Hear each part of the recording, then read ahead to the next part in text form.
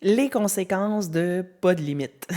Donc, il y a beaucoup de gens qui viennent me voir et qui ont beaucoup de difficultés, voire sont incapables actuellement, avec les outils qu'ils ont, de mettre des limites en place, quelles qu'elles soient. Et aussi vaste que ce domaine de pas de limite-là puisse être, j'ai été quand même vraiment surprise au cours de ma carrière de voir des gens qui sont dans des situations vraiment souffrantes et qui ont accepté une cascade de choses qui dépassent leurs limites à un point tel qu'ils ne voient plus à quel point ça dépasse leurs limites puis que c'est inacceptable. Tu sais, quand tu es collé comme ça sur une situation, tu vois pas l'ensemble du portrait. Tu sais, c'est le contraire d'avoir un pas de recul puis de voir l'ensemble du portrait.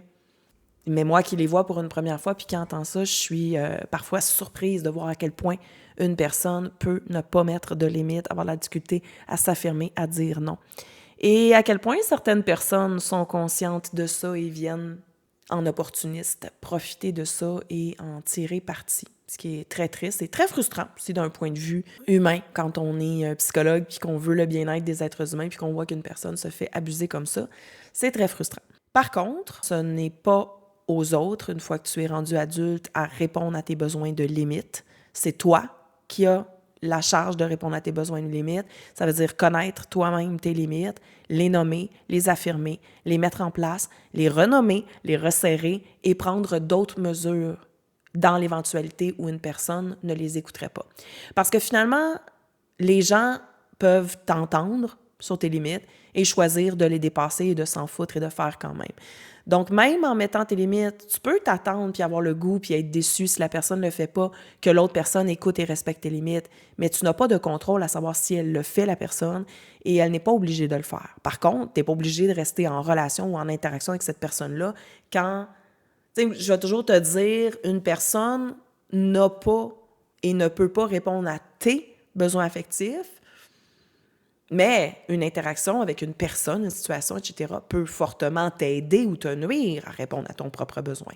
Donc, bien sûr que lorsque, dans les cas extrêmes où on va appliquer tes nouvelles limites, que tu vas les dire, les resserrer, les exprimer et faire certaines choses lorsqu'elles ne sont pas respectées, ben, tu as le choix de continuer d'être en relation ou en interaction, de réduire ou même carrément de couper une relation avec une personne quand cette personne-là ne t'aide pas du tout à répondre à tes besoins affectifs de limite. La réalité, c'est que la plupart des gens qui nous voient changer dans ce sens-là vont embarquer dans le bateau puis vont avoir envie, eux aussi, de changer, vont aussi même souvent se trouver à ressentir un grand respect de te voir, te respecter toi-même et mettre des limites. Ils vont te voir différemment maintenant, puis ils risquent de pouvoir te respecter aussi et avoir envie de répondre à tes besoins de limites, mais aussi même à connaître mieux leurs propres limites, puis à y répondre. Mais ça, je le répète, on n'a pas de contrôle sur ça. C'est comme un bonus. Tant mieux quand ça arrive, puis quand ça arrive pas, ben on est équipé quand même et ça reste entre tes mains tout de même de mettre ça en place. J'avais le goût dans cette vidéo-ci de te parler, c'est quoi les conséquences quand on n'applique pas de limites dans notre vie personnelle, dans notre vie relationnelle, dans notre vie professionnelle.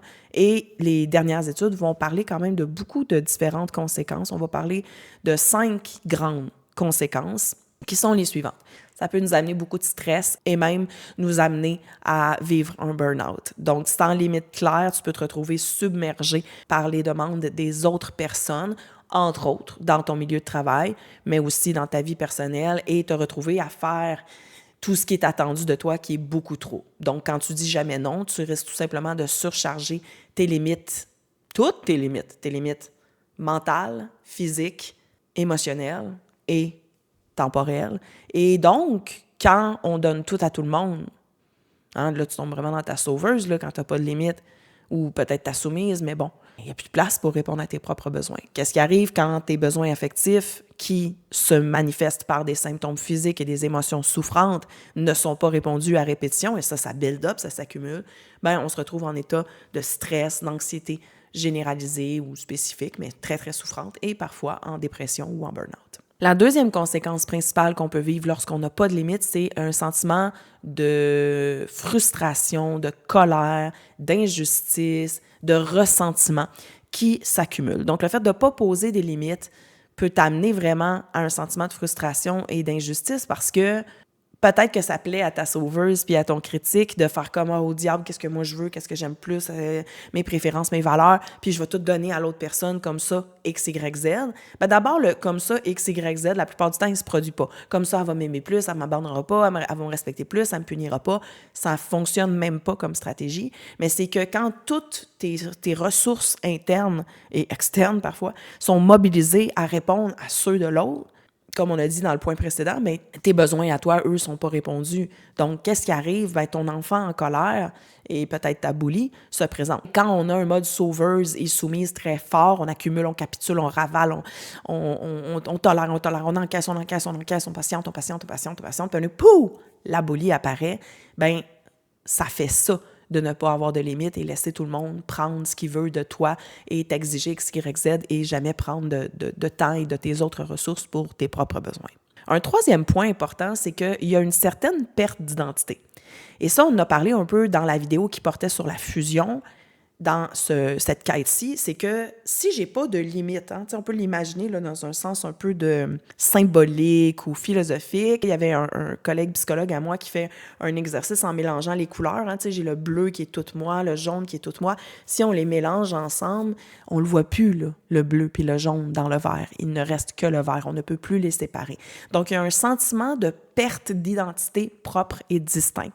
Si, par exemple, et c'est souvent le cas, c'est dans les 4 types de limites que tu te fais dépasser dessus, que l'autre personne abuse là, puis dépasse tes limites, ben ce que tu penses toi, ce que tu aimes toi, ce que tu préfères toi, tes valeurs à toi, ce qui est ta bulle physique, tes limites temporelles, tes limites émotionnelles, tout ça, tu sais plus trop, là, c'est où la limite, la frontière, la ligne qui sépare toi de lui ou d'elle. Et donc, tu peux te retrouver facilement à faire des choses qui vont à l'encontre de tes valeurs, de tes croyances, simplement pour plaire aux autres, pour plaire à l'autre personne, peut-être avec qui tu es en fusion. Mais il reste que quand on regarde le besoin affectif que tu connais bien maintenant, d'autonomie, identité, il n'est pas du tout répondu, au moins sur le plan de l'identité, mais bien souvent sur l'autonomie aussi. Ça va apporter aussi des relations qui sont déséquilibrées. OK? Dans l'absence de limites, il y a bien souvent une personne qui donne beaucoup trop et une personne qui prend beaucoup trop. Et ça amène une dynamique toxique qui est très insatisfaisante et qui, au final, même si tu le fais avec tes mécanismes de défense, ta sauveuse, ta soumise, ta détachée, ta critique, ta bully, ne répond pas à tes besoins affectifs. Non, mais je vais tout y donner comme ça, il va m'aimer. Mais non, parce que quand il est vraiment bien répondu, ton besoin d'amour, là, ben, tu es aimé profondément pour qui tu es, pas pour ce que tu donnes puis ce que tu sacrifies. Donc, ton besoin d'amour, il n'est pas vraiment répondu. Tu peux te faire à croire qu'il est répondu, mais deep down, c'est ça aussi que l'accumulation, puis au fil du temps, te répond là, comme réponse interne à l'intérieur de toi. C'est pas bien répondu. Donc, on se retrouve dans un déséquilibre. On va parler dans certaines approches, certaines vidéos, certains professionnels en santé mentale vont parler de la dynamique dépendant-codépendant.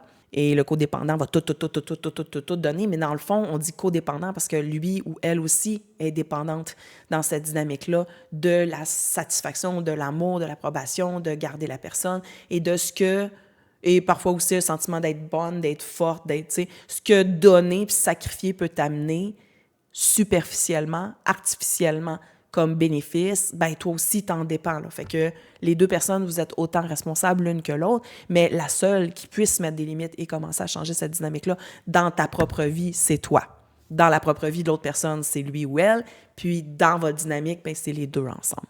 Enfin, le 5e point des conséquences de pas de limite, c'est l'impact sur la santé mentale et physique. Donc, par exemple, de te faire demander constamment de surveiller la maison, les animaux puis le bébé la nuit, puis que tu dis tout le temps oui, puis ta conjointe dort tout le long puis s'en soucie pas, ben ça va avoir une conséquence sur ta santé physique, là. Parce que là, après 10 jours, 20 jours, 30 jours, 3 mois, que tu dors mal, que tu dors pas, ta santé physique et mentale en prend une méchante shot.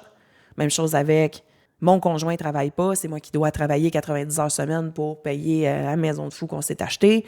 Et donc, je me pousse, puis j'ai un travail super stressant, puis frustrant, parce que je rencontre des clients qui sont jamais contents. Bien sûr que ma santé mentale va prendre un coup, parce que j'ai aucune limite sur mon temps, sur mon espace physique, sur mon espace mental, mon espace intellectuel. Donc, la santé mentale et physique est fortement affectée par le pas de limite.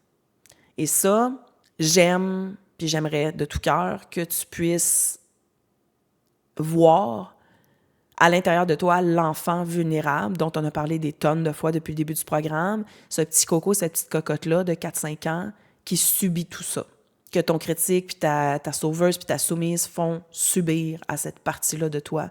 Puis comment cette partie-là de toi, tu peux avoir de l'empathie, de la tristesse, de la déception, de la peur pour lui ou elle à l'intérieur, avec tout ce qu'il subit, avec tout ce que tu tolères qu'il ou elle encaisse, c'est vraiment problématique. Puis si c'est difficile pour toi de le faire, tu peux essayer de le faire en imaginant un autre enfant ou en te regardant sur la photo du petit toi à l'intérieur pour voir est-ce que tu ferais subir ça à cet enfant-là.